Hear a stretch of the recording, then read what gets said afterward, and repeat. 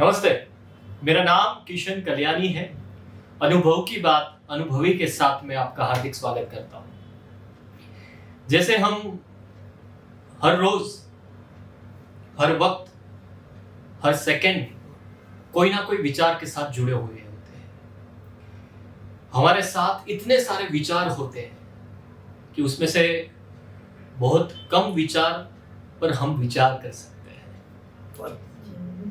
उसी तरह आज हम एक ऐसे विचार के प्रवाह में बहना चाहते हैं कि जिसमें से सच में कुछ नया विचार हमें मिले। मैं ये बात इसलिए बता रहा हूं कि आज हम जिनसे बात करेंगे उनका बचपन कहीं और बीता है। उनके बचपन की यादें आप एक बार सुनोगे तो आपको ऐसा लगेगा कि ऐसा बचपन मेरा क्यों नहीं था। उनकी युवानी कहीं और बीती है और उनका सबसे ज्यादा समय जिस जगह पे गया है वो कला नगरी वडोदरा में गया है और उसके बाद अहमदाबाद में। और इन सब के बीच जो मूल है वो है विचार। नीलम जी, आपका हार्दिक स्वागत करता हूँ जी। धन्यवाद जी। और मैं परिचय के फॉर्मेलिटी में नहीं जाता क्योंकि आपके सब पाठक आपको जानते हैं जी। लेकिन हम जो बात करेंगे उसमें ही आपका परिचय इन लोगों को मिल जाएगा जी। लेकिन फिर भी मैं हमारे नए जो दर्शक हैं उनको बताना चाहता हूँ कि नीलम जी मातृभारती में लिखते हैं और विशेष करके वो लेखिका है। बहुत सारे पुस्तक उन्होंने लिखे हैं, किताब लिखी है उन्होंने, पत्रकारित्व के तौर में भी उन्होंने बहुत अच्छा काम किया है। लेकिन आज जो बात करेंगे उसमें उनके जीवन का अनुभव होगा। आज जो बात करेंगे उसमें एक व्यक्ति का अनुभव होगा और उसमें उनके किताबों की बात होगी। उन किताबों में किस तरह से कहानियां आई, उन किताबों में किस तरह से कैरेक्टर आया, लोकेशन आया, एक एटमॉस्फेयर आया, उस सब की बात करेंगे आज के इस एपिसोड में। नीलम जी, सबसे पहले मैं आपको पूछना चाहूंगा कि हमारी जिस तरह से ऑफ द रिकॉर्ड अभी बात हो रही थी उसी बात को हम फिर से छेड़ते हैं कि आपका बचपन किस तरह से बीता। जी, सबसे पहले तो मैं धन्यवाद करना चाहूंगी मातृभारती की सीईओ श्री महेंद्र शर्मा जी, उनके सहायक जयेश जी को, कि जिन्होंने आपसे मिलवाया और ये इंटरव्यू आयोजित करवाया। जी जी जी।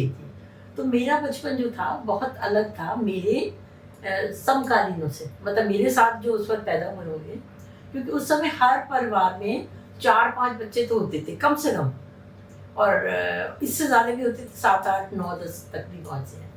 तो फिर क्या, लेकिन हमारे यहाँ जो परिवार था मेरा, आगरा में जन्म हुआ था मेरा जी। तो पापा बैंक मैनेजर थे, मम्मी प्रधान अध्यापिका थी प्राइमरी स्कूल में, और एक मेरा भाई था। बहुत छोटा सा परिवार था। उसका एक कारण था कि एक मेरी मौसी डॉक्टर थी, गायनोकोलॉजिस्ट थी। तो हमारे यहाँ फैमिली प्लानिंग जिसका शोध बहुत सालों बाद बचा, तभी आ गया था।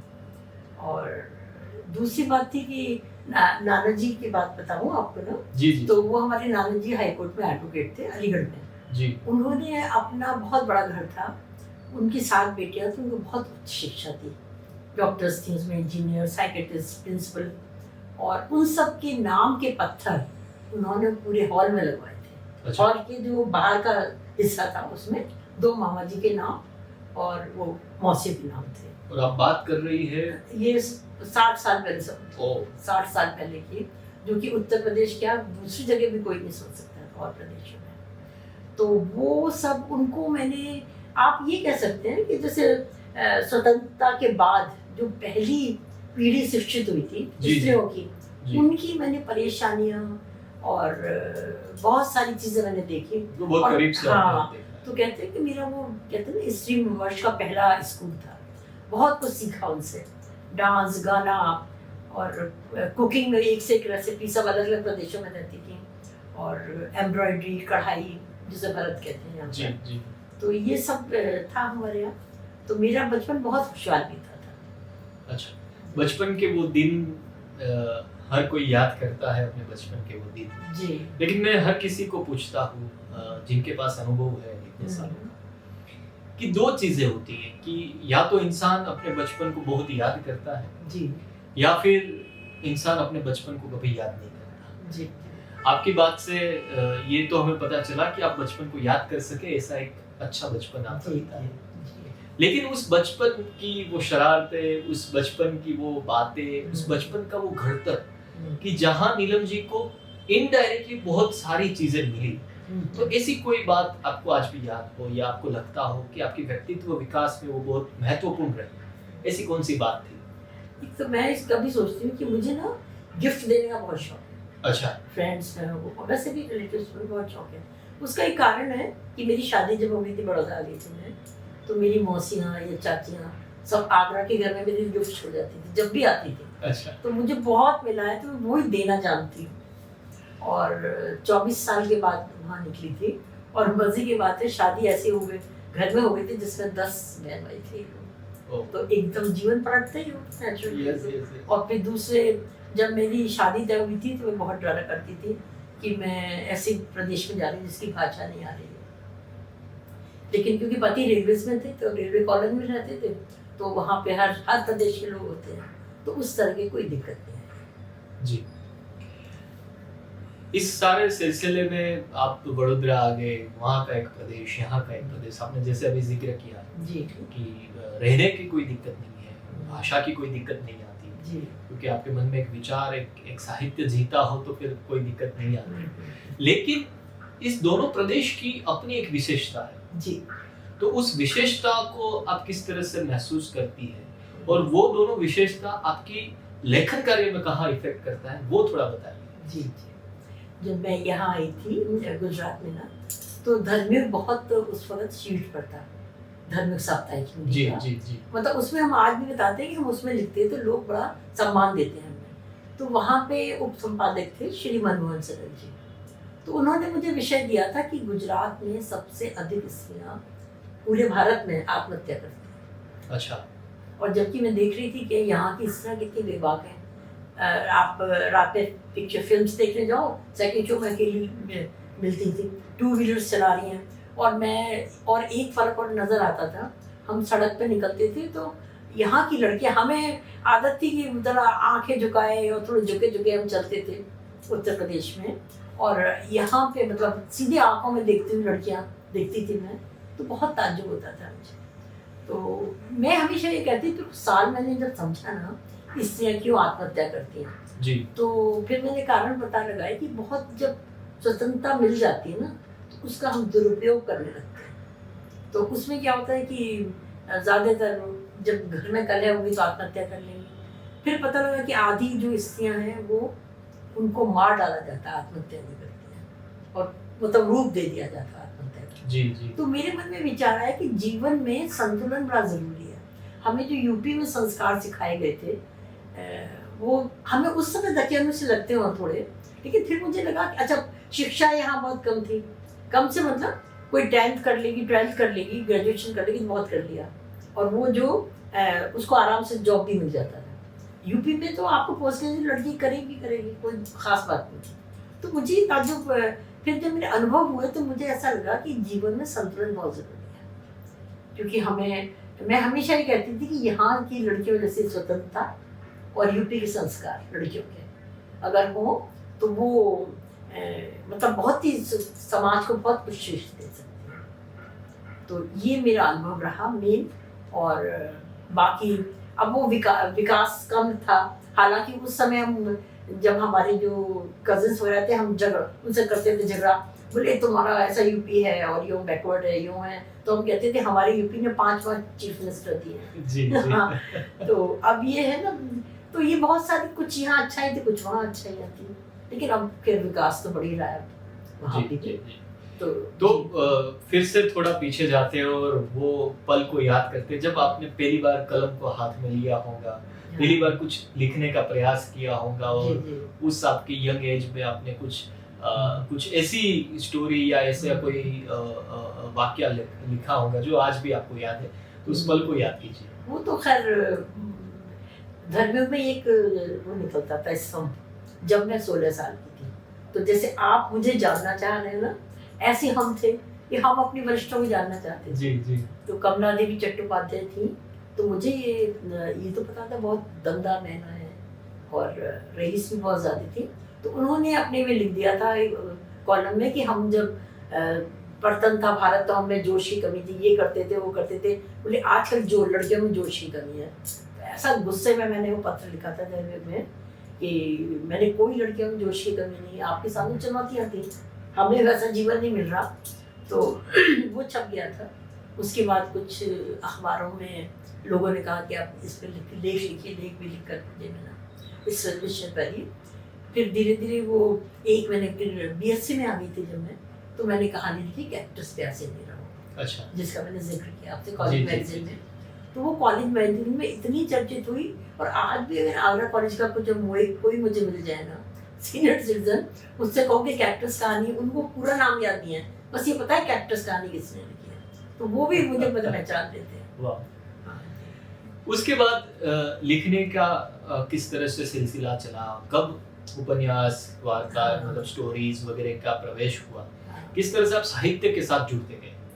वो ऐसा हुआ कि जब मैं बड़ौदा आई थी तो बच्चे हो चुके थे, तो उससे पहले ये था कि मैं थोड़ी बहुत पत्रकारिता करने लगी थी वहाँ पर। अच्छा, और मेरी मुलाकात हुई थी प्रतिभा पंडित डांसर से, आपने शायद नाम भी नहीं सुना हो। यस, उनके जो लोक नृत्य दल थे पूरे विश्व का दौरा कर चुके हैं, पूरे, मतलब बहुत बड़ी बात है ये। और हालांकि उनको उस समय पद्मश्री मिल जानी चाहिए। ऐसे बड़ौदा में बहुत से लोग हैं जिन्हें कोई ऐसा नेशनल अवार्ड नहीं मिला, लेकिन वो अंतर्राष्ट्रीय स्तर पर बहुत लोकप्रिय है। तो उनसे मेरा परिचय हुआ। उनके आर कन्या स्कूल है वहाँ पे, तो उसकी वो बेटी थी उनकी उन्नत की, तो मेरे पास में आर कन्या की लड़की जो वहाँ पढ़ने जाती, इससे मेरा उनसे परिचय हुआ। फिर उन्होंने बहुत मेरे आगे परिचय कराए। हरिवल्लभ पारिक जी, आनंद निकेतन आश्रम वाले, जिन्होंने लोक अदालत का जन्म दिया था, आज पूरे विश्व में उसको माना जाता है आदिवासियों का आश्रम। उस पर मैंने बहुत कुछ लिखा, धर्म में लिखती रही है। और जैसे मैंने कहा ना, संस्कार इतने अलग हैं। मैत्री करार पे मैंने लिखा, फ्रेंडशिप कॉन्ट्रैक्ट, वो आपके अहमदाबाद में शुरू हुआ था जी, जब हम बड़ौदा थे, सुनते थे। तो फिर दोनों उसमें ना मैंने सर्वे किया तो दोनों तरफ की मजबूरियाँ थी। लड़कियां भी बेवकूफ़ बनाती थी, रहने लगती थी वहाँ पे, कहती थी पैसे लाओ ये लाओ। तो वो फिर जब मैंने लिखा तो प्रतिबंधित हो गया था। आप ताज्जुब करेंगे कि ये बात में आज भी कभी रिपीट करती हूँ कहानियों में कुछ भी, कि जो लिव इन रिलेशनशिप है या फ्रेंडशिप कॉन्ट्रैक्ट था, 100 पेज के स्टैम्प पेपर पे साइन करके बस कोई भी लड़की किसी आदमी के साथ रहने लगती है। तो आदमी भी इसलिए साइन कराते थे बाद में ये एक्सप्लॉइट ना करें। अच्छा, जब बच्चे पैदा हो जाते हैं तो वही उसी मेंटेनेंस के लिए पैसा चाहिए, भरण पोषण का चाहिए, घर चाहिए, ये सब समस्या होती थी। आप देखिए आजकल की आधुनिक पीढ़ी लिव इन रिलेशनशिप सोचती ना, बहुत अच्छी चीज़ है। और मज़े की बात है कि कानून जो है आज वही उन पे कानून लागू कर रहा है जो कि विवाह में किए जाते हैं। जी, तो फिर विवाह क्या बुरी चीज़ है? विवाह में कम से कम 2 परिवार भी तो जुड़े रहते हैं, लिव इन में आप दोनों अलग अकेले जुड़े रहते हैं। तो मैत्री करार पे या फ्रेंडशिप कॉन्ट्रैक्ट पे जब मेरा आलेख प्रकाशित हुआ था सर्वे, तो ये धर्म में, तो फिर मुझे ये 20 साल बाद पता लगी, चित्रा मुदगल जी का नाम सुना होगा, हिंदी की जो बहुत जी। बड़ी लेखक है, तो उन्होंने मुझे बताया कि तुम्हारे उस लेख पर वहाँ पर एक गोष्ठी भी रखी गई थी। अच्छा, हाँ, तो हमारी गुजरात की जो चीज़ें हैं, जैसे लोक अदालत है, ये है, और भी यहाँ महिला सामख्या बहुत बढ़िया काम कर रही है। अभी उन्होंने बंद कर दिया है, नीदरलैंड की सहायता से वो गांव में चलाई जा रही है। एक योजना थी मानव संसाधन मंत्रालय की, तो उस सबसे बढ़िया काम हमारे गुजरात में हो रहा था। 11 तालुका में वो नारी अदालत चलाई जाती थी, जिससे उनको न्याय मिल जाए, गरीब औरतों को, किसानों जी, को मिल जाए। तो ये सब चीज़ें मैंने काफ़ी हाईलाइट की हैं। और अगर आप एक बात और जानना चाहें कि वो नारी शोध केंद्र जो खोले गए हैं यूनिवर्सिटीज़ में, विश्वविद्यालय में, सारे देश के 26 विश्वविद्यालय में शायद, तो उनकी जन्मदाता भी एक गुजराती महिला थी, अच्छा, डॉक्टर नीरा देसाई। और वो आरवी देसाई, अपना नाम सुना होगा, जो यस, गुजरात साहित्य के कालिदास कहे जाते हैं, उनकी वो बहू थी।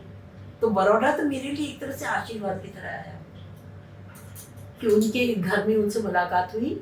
और मैं 10 साल काम कर चुकी थी महिलाओं पर, मुझे ये नहीं पता था कि स्त्री विमर्श या नारीवाद होता क्या है। जब उनके पास बैठी तो बातें सुनी तो बोली ये काम तो मैं कब से कर रही हूँ, ये तो मतलब इस कैटेगरी में अपने को सोचा ही नहीं था। तो उनका मैंने इंटरव्यू लिया था, तो ये एक तरह से ब्लेसिंग्स है मेरे लिए कि इतनी बड़ी महिला वो SNDT कॉलेज में प्रोफेसर थी बॉम्बे की। जी जी। तो और उनसे मुलाकात मेरी बड़ौदा में हुई। तो जब हुई तो फिर मतलब मेरे लिए तो बहुत बड़ी बात थी, बहुत कुछ सीखने को मिला। अमिता वर्मा थी वहाँ की वाइस चांसलर महाराजा सयाजी राव यूनिवर्सिटी की। तो उनके पास वो नारी शोध केंद्र की पहले डायरेक्टर थी। उनके पास बैठकर मुझे लगा कि नारीवाद क्या होता है। तो मैं ये बोल रही थी कि मतलब ये जो विषय मैंने आपको नाम लिए ना, लोक अदालत तो खैर बहुत जल्दी प्रकाशित हो गया था, ये सब हमारे लिए कोई प्रकाशित नहीं करता था। अच्छा। मेरी पत्रकारिता तो इतनी कठिन रही है कि मैं बता नहीं सकती। बच्चे छोटे और ससुराल का परिवार बड़ा, तो समस्याएं, और उनके बीच में क्या होता था, ये बात जरूरी है थोड़ी। जी जी। क्योंकि जो उन दिनों समझा जाता था ना पत्रकार मतलब सब कहते थे अरे आर यू मैरिड, मतलब पत्रकार है वो पैरेड है। मैंने ये तो कोई बात नहीं है, मतलब ऐसा थोड़ी दिमाग खत्म हो जाता है शादी के बाद जी। और ये पूछ सकते थे। और उन दिनों क्या था कि जो पत्रकार है तो 2-4 पत्रकार होती थी, 2-4 भी जोड़े भी नहीं मिलेंगी आपको उस टाइम। तो मेरी जो पत्रकारिता थी वो राष्ट्रीय स्तर की थी। तो एक बार मैं प्रेस कॉन्फ्रेंस में गई तो वहाँ देखा बड़े बदतमीजी से बोल रहे हैं जर्नलिस्ट, अपने खाने पीने में टूट पड़े। तो इतना मुझे गंदा लगा, मैंने ये मेरी जगह नहीं है। मैं चुपचाप अपने सर्वे करती थी, और वो सर्वे करने में आजकल का ये गूगल टाइम था नहीं, गूगल बाबा नहीं थे, तो हमें सर्वे करने में एक महीना लग जाता था। जैसे पुलिस डिपार्टमेंट से कोई कमिश्नर से मुझे रिपोर्ट चाहिए तो कहते मैं आपको दिल्ली से मंगवा के देता हूँ, सहयोग सब लोग करते थे, तो उसका वेट करना पड़ता था। तो 1-1.5 महीना एक आर्टिकल में कभी कभी लग जाता। तो उस तरह का मेरा जो कहते हैं ना एनालिटिकल जर्नलिज्म, क्योंकि मेरे लिए ये प्रदेश नया था जी। और मेरी आत्मा को, जैसे अभी आपने कहा ना कि मेरी खुद की भूख है या ऑब्सेशन है, तो वही मेरा भूख था कि अगर ये सर्वश्रेष्ठ है राज्य तो इसमें ऐसा क्या है। तो मेरे जीवन काल की जितनी भी आप आर्टिकल पढ़ेंगे, तो अब तो ये किताब भी आ गई है ये वाली, तो हाँ, तो ये मेरी अंदर की हाँ, ये किताब भी है। और इसकी जो प्रस्तावना लिखी है वो गांधी प्रतिष्ठान के जो अनुपम मिश्र जी थे स्वर्गीय, उन्होंने लिखी है इसकी। तो आप समझ सकते हैं कितनी बड़ी बात है मेरे लिए। एक कहते हैं ना सात्विकता आप लेके चल रहे हैं और आपके उसूल आपको पता है। तो अच्छा, फिर क्या हुआ कि बीच में किसी ने मेरा 2.5 साल के लिए कैरियर ब्रेक कर दिया। यहीं के थे जिनका कोई साइड से लेना देना नहीं लिखने से। तो ये बात मैंने अभी कभी भी बताती नहीं थी, लेकिन अभी कुछ लाइव हुए ना इसमें कोरोना काल में जी, वहाँ पे कुछ मेरी जो मित्र थी वो प्रमाणित मतलब प्रमाण था मेरे पास, इसलिए मैंने बोला था। तो कैरियर खराब किया। उसके बाद मैं बहुत परेशान रही। तब मुझे फिर समझ में आया कि मेरे जो अंदर के मूल्य है वो सिर्फ दिखावा नहीं है कि भाई मैं दिखाने को अच्छे मूल्य की बात करती हूँ हर चीज़ में। तो मुझे लगा मैं भी वैसी हूँ, ऐसा नहीं है। तो और एक ताकत मिली कि हम में कुछ ऐसा है कि हमें कोई रोकने की कोशिश करता है। और तो वो जो वातावरण था ना पत्रकारों को लेके, महिला पत्रकारों, उनको ऐसा लगता है ये बाहर आई हैं देरी से तो बस फ्लर्ट ही होंगी। तो बड़े जैसे इंटरव्यू लेने जाना है, बड़े सादा, उसमें बाल कस के जाना है, आज झुक झुक के दिखाई दे रहे हैं, ऐसा कुछ नहीं। तो बड़े उससे मतलब हंसना है तो बहुत संभल के, कोई गलत ना समझे। तो एक जो प्रेशर झेला है ऊपर से, कभी कभी वो 3-3 साल 2-2-2.5 साल बिठा देते थे। क्योंकि अगर आप फेमिनिस्ट राइटिंग करो ना तो सब बड़े नाराज रहते हैं, आजू बाजू वाले भी वो टेस्ट लेने के चक्कर में रहते हैं। तो इन सबको जो मेरी अब मैंने बैकग्राउंड बताई ना, मैं हमेशा कहती हूँ कि मेरे हॉस्टलों में वो रुक्मणी हॉल के पत्थर गड़े हुए हैं तो मेरे हॉस्टलों में, इसलिए मैं आगे बढ़ नहीं तो बहुत मुश्किल था वो सब टाइम जो है ना, कि आप 2 महीने 2-2 साल चीजें पब्लिश नहीं हो रही हैं, फिर भी आप लगे हो। तो नीलम जी, हाँ, मैं ये बीच में आपको पूछ लेता हूँ क्योंकि ये बहुत जरूरी क्वेश्चन मुझे लग रहा है जी।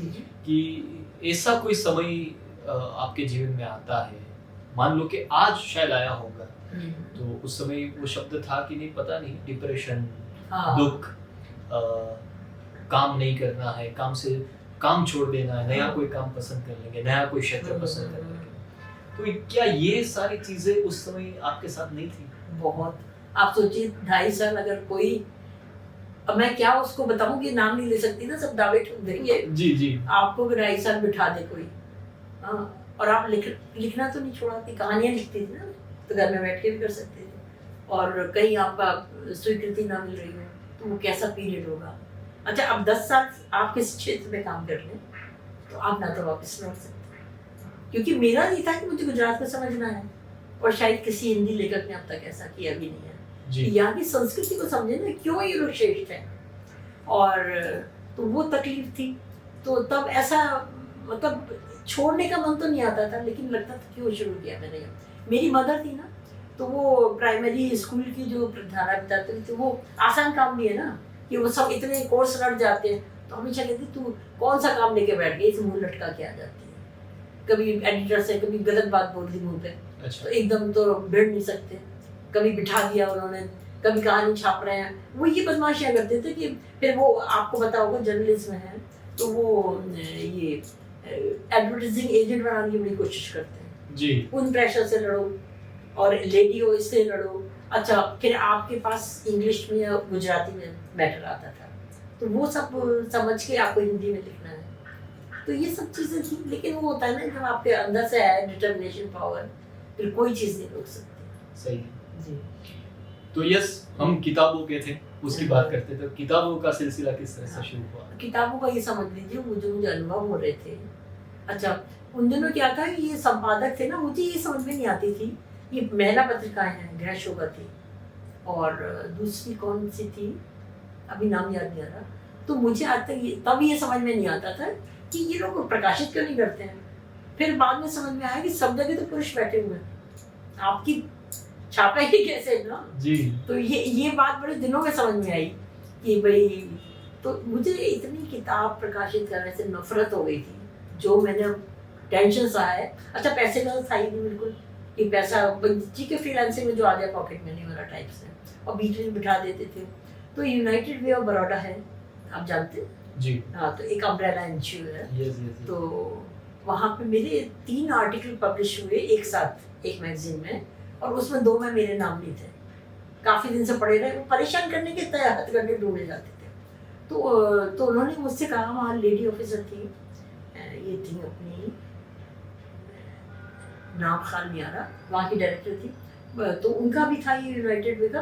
और वो मुझसे बड़ी नाराज़ थी कि आपने जो आर्टिकल तो छापा नहीं हमारा, और फोटो यूज़ कर लिया आपकी मैगजीन में, मेरी मैगजीन नहीं है, मतलब तंग करने की कई चीज़ें। तो मैंने सॉरी, मैं बिल्कुल रिस्पॉन्सिबल नहीं हूँ इसके लिए। तो मैंने कहा देखिए, मेरे 2 नाम ही नहीं दिया, मेरा छाप दिया। कहती आप ऐसा काम क्यों करती हैं? तो मेरा ये उत्तर ज़रा ध्यान से सुने। मैंने उनसे कहा, अगर मैं ये छोड़ दूंगी तो और कौन करेगा काम?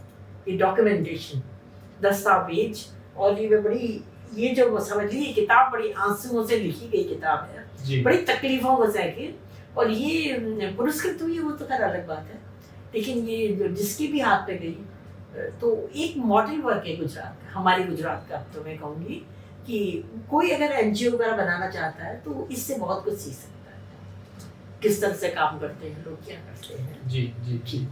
तो मैंने कहा ना कि बड़ी हेट सी हो गई थी, मैंने किताब नहीं छपवाना। अच्छा, दूसरा से एक फितूर था कि गुजरात हिंदी साहित्य अकादमी से मुझे कोई अनुदान नहीं लेना है। मैं इतनी गरीब पड़ी हूँ कि कोई मुझे ये अनुदान दे और छपे।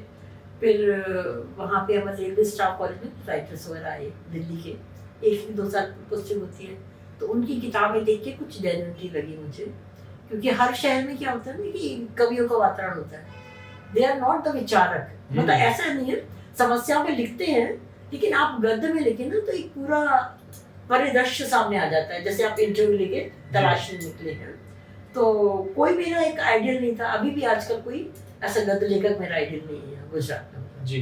तो वो आए तो थोड़ा मुझे लगा, फिर कोशिश जारी रखी, तो फिर वो भी पर्यावरण पे पहली किताब पब्लिश हुई। अच्छा। और मैं बता दूं कि पर्यावरण एक इंसोना है, इंटरनेशनल सोसाइटी ऑफ नेचुरलिस्ट। जी। वो हमारे गुजरात में पहली पर्यावरण संरक्षण की संस्था बनाई गई थी। डॉक्टर जी एम ओझा, उनकी पत्नी भी काम करती थी साथ में। तो हमारे गुजरात में तो इतनी चमत्कारी चीज़ें मैं कहूँगी कि 1975 में उन्होंने स्थापना की थी, और पूरे एशिया में वो पहली संस्था थी। तो मेरा सौभाग्य ये है कि मैं ऐसे ऐसे लोगों से मिल चुकी हूँ। और दूसरी कर्ण ग्रोवर जो आर्किटेक्ट है, बड़ौदा जाते रहते, जी। तो वो तो ग्रीन गुरु कहलाते हैं। Yes, green. तो उनको 3 साल जो है 3 बार दुनिया की बेस्ट बिल्डिंग बनाने का पुरस्कार मिल चुका है। तो ऐसे ऐसे लोगों से मिलना मेरा भी सौभाग्य है ना, कि उनको सुनना, उनको समझना। तो ये सब मेरे अचीवमेंट थे। वाह।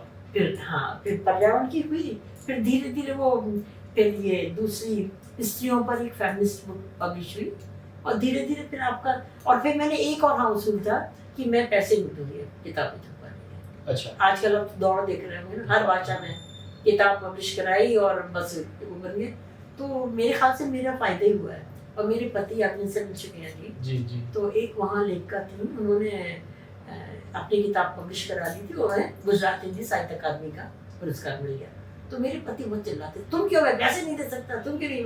मैंने मुझे नहीं करवाना, मैं जब आगे से मेरे पब्लिश करेंगे डॉक्टर वो प्रकाशक, तब मैं प्रकाशित कराऊंगी।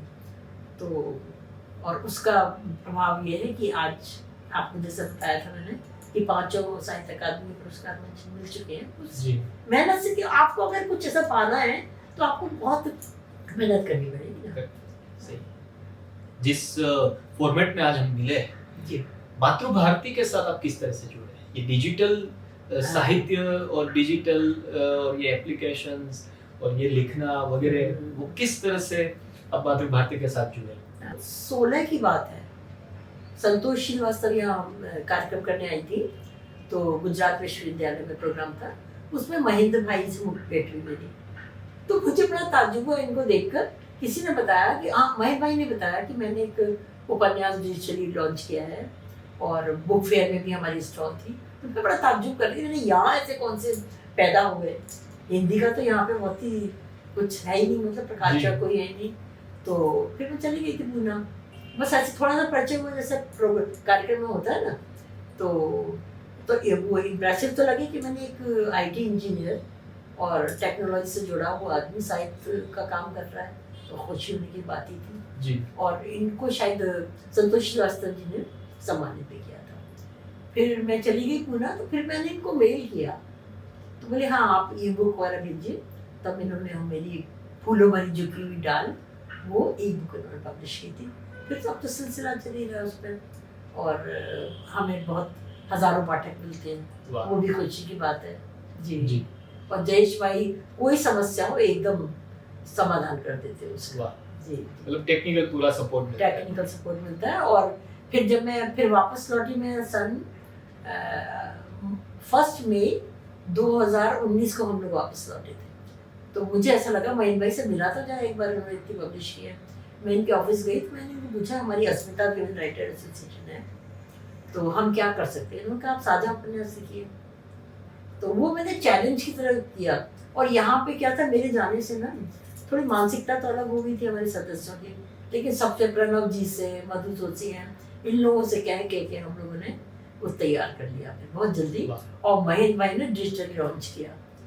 हमारा दशक वो मैं बताना भूल गई, 1990 में एक महिला के साथ मैंने यहाँ पे अस्मिता ये महिला बहुभाषी साहित्यिक मंच की स्थापना की थी। तो फिर 2009 में जब यहाँ आई तो डॉक्टर रंजना अरगड़े हैं, इसकी भाषा साहित्य में थी अपने गुजरात यूनिवर्सिटी में, उनके साथ यहाँ भी स्थापना की जी। हाँ, तो हम लोग हर महीने मिलते हैं। और बहुत आपको ताज्जुब होगा कि उससे मैंने वहाँ से प्रेरित होकर जो कुछ किताबें मैंने संपादित की हैं, आज वो राष्ट्रीय स्तर के साहित्य में शामिल है। तो वो लंबी बात हो जाएगी फिर कभी सही जी। तो मैं अब आपकी लिखाई पे आता हूँ कि जो आपका लेखन कार्य है उस पर आता हूँ जी।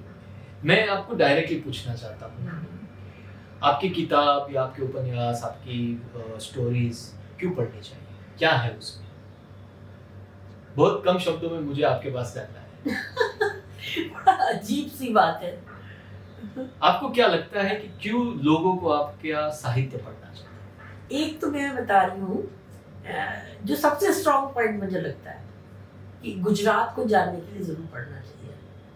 मेरा अपना मानना है, गुजरातीज जो है, गुजरात में बैठी हूँ इसलिए नहीं बोल रही मैं जी। गुजरातीज जो है एक तो देखने में अच्छे होते हैं, सुंदर, बहुत से खूबसूरत भी होते हैं, और बुद्धि, यहाँ 2 तरह की संस्कृति है। एक तो मजा मारो बड़ौदा आते हैं ना वो सेलिब्रिटीज, अहमदाबाद केम छो मजा में, एक तो वो वाली संस्कृति है, वो बहुमत है। लेकिन जिन महिलाओं को, स्त्रियों को इतनी सुविधाएं मिली है, उन्होंने बहुत ऊंचाई तक अपने को पहुंचाया है और पूरे विश्व को प्रभावित किया है। ये बहुत बड़ी बात है। तो जो ऐसे लोग हैं तो उनको मैं शामिल करके बोल रही हूँ। देखने में अच्छे हैं, बुद्धिमान हैं, और सबसे बड़ी बात है इम्प्लीमेंटेशन जानते हैं जी। जो अपनी कैपेबिलिटी है ना, जैसे आप कंपनी चला रहे हैं, कंपनी अलग चला रहे हैं, प्रोजेक्ट अलग कर रहे हैं, इधर आप अपनी हॉबी पूरी कर रहे हैं, इंटरव्यू लेना, अनुभवों की जान पहचान जो भी है। तो ये चीज़ गुजराती में बहुत बड़ी है। और आपको मैं एक खास बात बताना भूल गई थी बड़ौदा की। बड़ौदा जो एक ब्लैक सिटी है, संस्कार नगरी, कला नगरी आप कहते हैं। एक तो वहाँ पे गांधी जी का प्रभाव है जी। दूसरा प्रभाव है महाराजा साहबजीराव तृतीय का।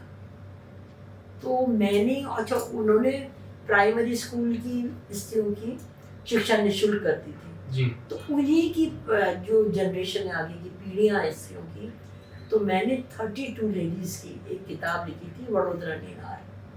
तो उसमें जो महिलाएं थी वो अंतर्राष्ट्रीय स्तर पर, राष्ट्रीय स्तर पर मशहूर थी। एक शहर में आप सोचिए 32 महिलाएं ढूंढी थी मैंने। तो ये सब जो है ना गुजरात की विशेषता है। और दूसरा मेरे लेखन में क्या है कि भाई सुंदर मूल्य तो आपको मिलेंगे, आपको वो अंदर से ही है, मतलब उसमें कोई ऐसी दिखावट नहीं है, और कुछ ना कुछ सीखने को मिलेगा क्योंकि मेरा रिसर्च बेस्ड रहता है, शोध करती हूँ पहले। और आपको जैसे मैं बता दूं, एक उदाहरण दे जी जी जी, जैसे पोर में आपका सबसे बड़ा फार्मास्यूटिकल कंपनी है, तो उसका जो क्लिनिकल ट्रायल्स होते हैं वो जगह जगह होते रहते हैं। तो उसमें हमारा एक फैमिली फ्रेंड का बेटा शिकार हो गया था, बहुत यंग एज में डेथ हो गई थी। तो मैंने ये क्लिनिकल ट्रायल पर एक कहानी लिखी थी, ग्रीन स्पीक, और वो हमारी मातृभारती पर भी पब्लिश है। तो वो कहानी हिंदी साहित्य की पहली क्लिनिकल ट्रायल पे कहानी है। आप समझ रहे अपने गुजरात को है कि मतलब जो एडवांस चीज़ें हैं तो उनकी वो नेगेटिविटी भी होगी। तो बहुत सी चीज़ें ऐसी हैं कि मैं, और एक जो पाटन का एक एविडेंट था एक आदिवासी लड़की का, तो पहली बार तो नहीं, मतलब वो उन केस में था कि जो पहले हैं जिनमें इस लड़की को न्याय मिला था। ये भी बहुत बड़ी बात थी, और वो भी एनजीओ वगैरह की वजह से, सबसे महिला समुच्चय सबसे ज़्यादा काम करती है। तो इन सब चीज़ों को जानने के लिए, और बहुत से मैंने विषय लिए हैं, कोई विषय का मेरा वो सीमा नहीं है, तो वो सब जानने के लिए देखिए एनिमल जो कंजर्वेशन करते हैं जी, जी। वो बातें मेरी कहानी में आई हैं। तो वो था विभाजन कहानी में। तो ये बहुत सारी चीज़ें मैंने नई सीखी हैं जो इतनी जल्दी नहीं छपती हैं। आप जो समझ रहे हैं मानसिकता, जी, जी। अभी ये 3-4 साल पहले की बात है। कोलकाता की बहुत प्रसिद्ध साहित्यिक पत्रिका है, तो उनके संपादक को थोड़ा वो चढ़ा कि हम एनजीओ के बारे में छापेंगे। तो मैं बड़ी खुश हो गई। मैंने कर्ण ग्रोवर की संस्था है हेरिटेज ट्रस्ट, तो उसके बारे में दे दिया। तो उनको बातें समझ में आई, उन्होंने प्रकाशित किया टिल नाउ। मतलब एक मानसिकता का बहुत फर्क है यार। और जो इन्होंने हेरिटेज ट्रस्ट बनाई थी वो 1 साल पहले बनी है, और राजीव गांधी ने इनटेक जो बनाया है विरासत संरक्षण के लिए, वो 1 साल बाद बना है। तो आपने गुजरात को ये मेरे अनुभव के साथ समझिए कि यहाँ पे पहले, क्योंकि विदेशों का ये प्रभाव है, तो ये पहले स्टेप ले लिए जाते हैं, लेकिन केंद्र में बाद में सोचेंगे जी। ये बहुत बड़ी बात है यार जी। साथ में ये जानना भी जरूरी है कि आपके लेखन कार्य की प्रोसेस किस तरह से है, किस तरह से एक विचार को आप स्टोरी में बदलते हैं। आपने बताया उस तरफ से कि आपका रिसर्च बेस्ड पूरा बात होता है, बिकॉज ऑफ पत्रकारित्व के साथ अब ज्यादा जुड़ी हुई है, तो वो इफेक्ट जुड़ी हुई थी, तो वो एक इफेक्ट रहता है। तो उस प्रोसेस को थोड़ा समझाइए कि किस तरह से होता है कि विचार, फिर उसके बाद उसका स्टोरी प्लॉट, क्या सोचते हैं आप, किस तरह से उसका पूरा स्ट्रक्चर बनाते हैं। ऐसा होता है ना, कुछ घटनाएं ऐसी होती हैं कि एकदम से आपको इंस्टेंट लिखवा देती है। आप उसको लिखोगे नहीं, मतलब चैन नहीं पड़ता, लेकिन कुछ ऐसी चीज़ें होती, प्रोसेस होती रहती है। मैं आपको बताऊं, एक मैंने कहानी लिखी उसमें की सरगोशियाँ, फिर उसका लघु उपन्यास है मातृभारती पर भी है। तो वो मैंने इंटरव्यू लिया था 15-20 साल पहले लिए होंगे, महारानियों के इंटरव्यू। ये बड़ौदा में ऐसा है कि आसपास के जो राज्य हैं उनकी रानियाँ महारानियाँ वहाँ सेटल हो गई हैं। तो ग्रैंड शोभा ने कहा था कि आप सर्वे करिए, उनसे मुलाकात करिए। तो उन्हें ताज्जुब था, रानियों के इंटरव्यू आपको मिल जाएंगे? हाँ मिल जाएंगे, बहुत लोग हैं।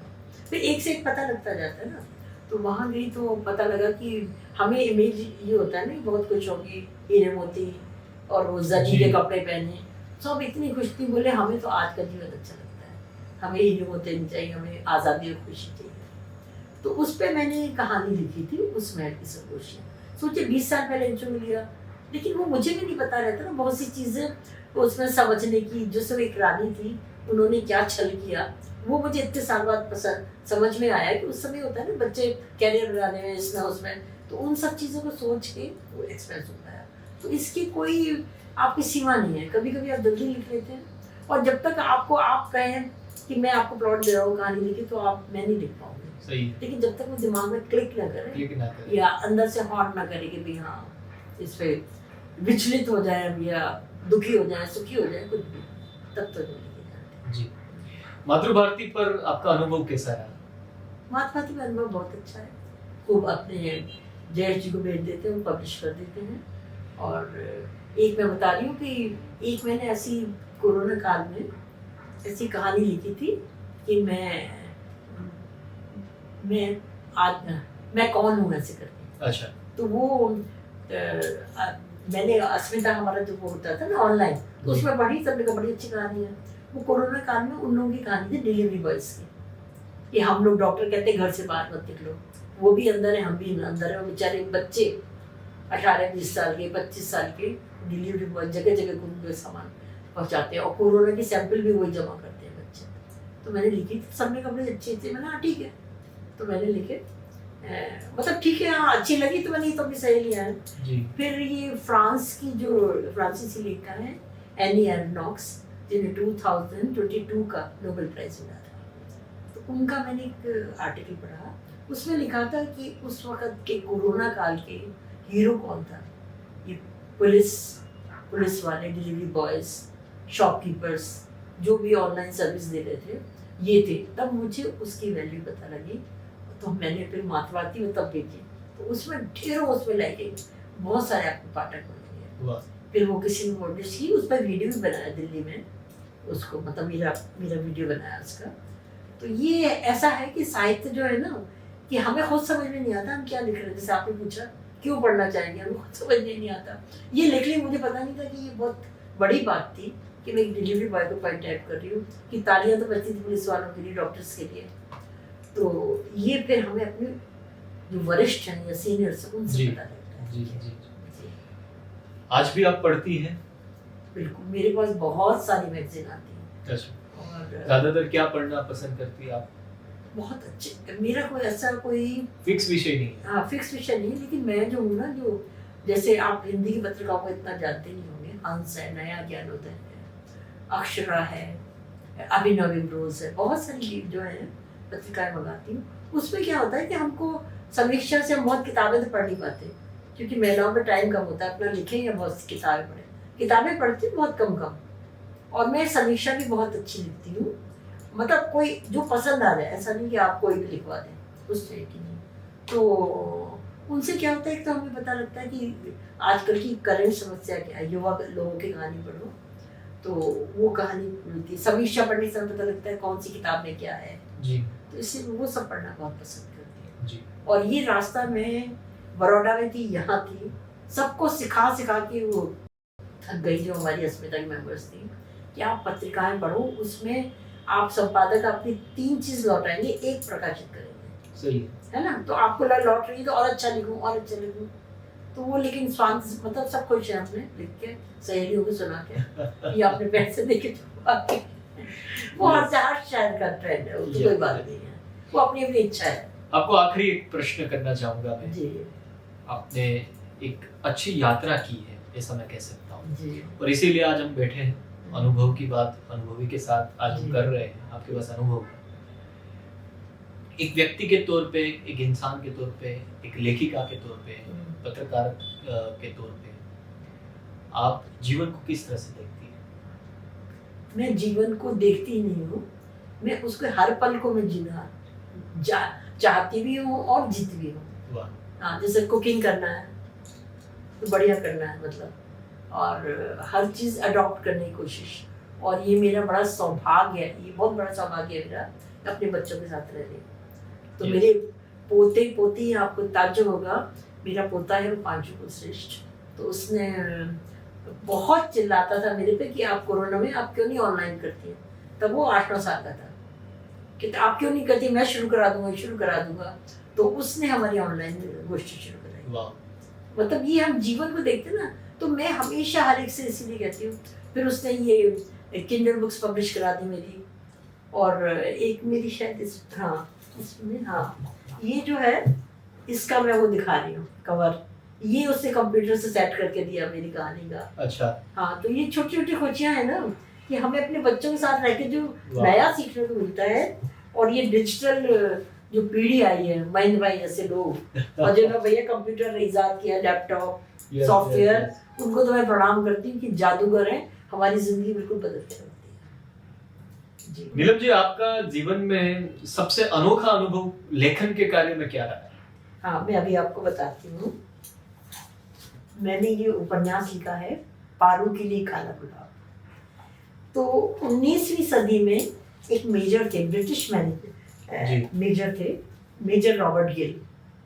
तो उन्होंने विश्व में सबसे पहले जाकर अजंता में उसकी अनुकृतियां बनाई थी, और वो जो अपने कलर से लेकर आए थे लंदन के, उनसे वो बन ही नहीं रहा था।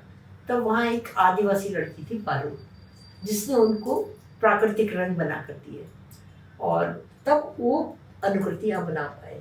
अच्छा। हाँ, अच्छा, वो लड़की बहुत छोटी थी। अब ये बड़ी पैथेटिक सी कहानी है इन लोगों की, और इनका मतलब प्यार, कहते हैं ना कि प्रेम जो है, सीमाएं लांघकर और देश लांघकर, और वो गोरे थे वो काली, ये सब था। इसके बावजूद भी जो एक ये मैंने लेख पढ़ा था सन 80 में, धर्म में। अच्छा। 82 में शायद पढ़ा था मैंने, तो वो मैंने कटिंग करके अपने पास रखा था। इतना दिल को छू गई थी मेरी। और कहते हैं ना, भगवान जिससे काम करवाना चाहता है वही करता है। बॉम्बे में टाइम्स ऑफ इंडिया की मैगजीन में संतोष श्रीवास्तव, सुधा अरोड़ा और भी बहुत से लोग थे जो धर्म में पढ़ते थे, लिखते भी थे। किसी को ये हॉन्ट नहीं की, और मुझे गुजरात में बैठे बैठे हॉन्ट कर गई। और अजंता एलोरा भी हम लोग तब देख कर आए थे। तो ये मैंने कहानी लिखी, ये उपन्यास लिखा।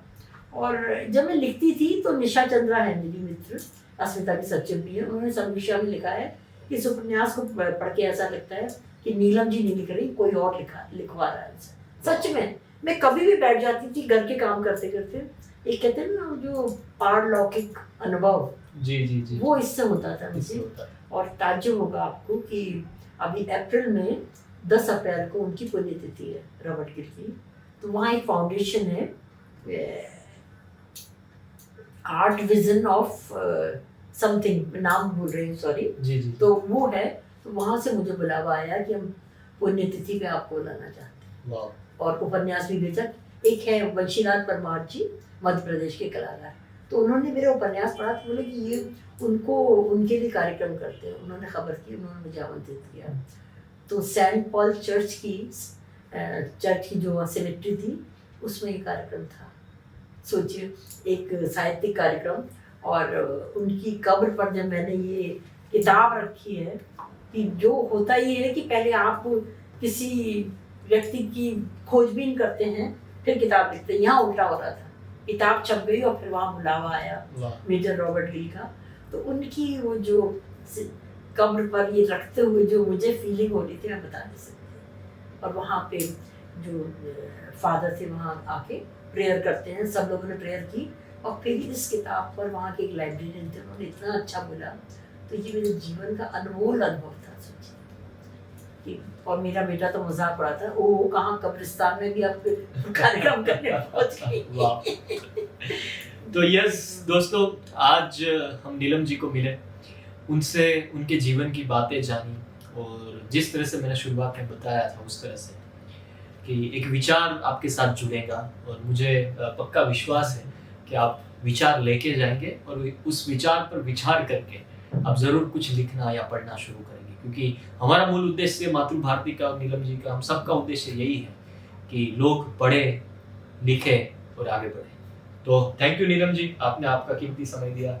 अरे आपको भी धन्यवाद, आपने भी अपना समय दिया। और दूसरा, मेरी चीजें पढ़ेंगे तो आप गुजरात पे और गर्व करने लगेंगे। आप समझेंगे हमारा गुजरात क्यों इतना सर्वश्रेष्ठ। Yes yes yes. तो दोस्तों फिर मिलेंगे बहुत जल्द कोई नए लेखक के साथ, कोई नए व्यक्ति के साथ, और उनके साथ बात करेंगे उनके अनुभव की बात, क्योंकि हम कर रहे हैं अनुभव की बात अनुभवी के साथ।